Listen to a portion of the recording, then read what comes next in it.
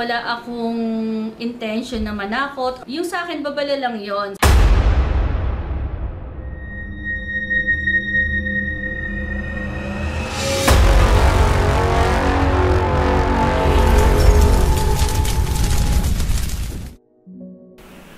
Hello po mga ka-PTV, sa video na ito ay tatalakayin natin ang tatlong masasamang pangitain na ikakagulat ng sangkatauhan ayon sa mga visions ni Mamo.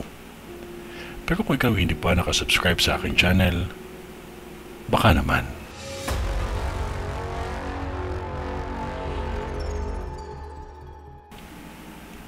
Nag-post ang isang sikat na psychic na si Mamo sa kanyang social media tungkol sa mga pangitain o mga premonition na ipinakita sa kanya. Kilala si Mamo dahil sa kanyang mga nagkatotoong mga prediction. Si Mamo ay isang prophetic witch na ginagamit niya ito para makita ang mga mangyayari.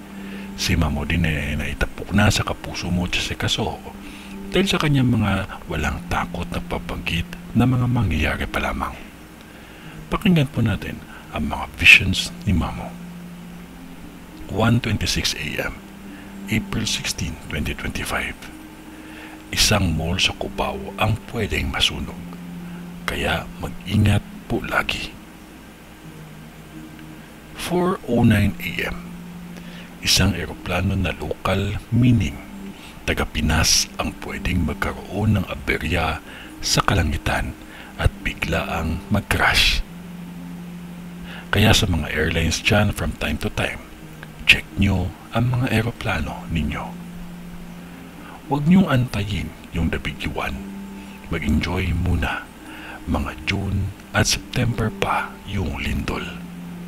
Lumindol man ngayong Abril sa Mindanao, iyon. Kung ano man yun, wala pa rin nakakatalos na team na panalangin natin sa Diyos amang makapangyarihan sa lahat, kaya magtiwala lamang po tayo sa Kanya. Sa ngalan ng Diyos Ama, ng Diyos Anak, at ng Diyos Espiritu Santo. Amen.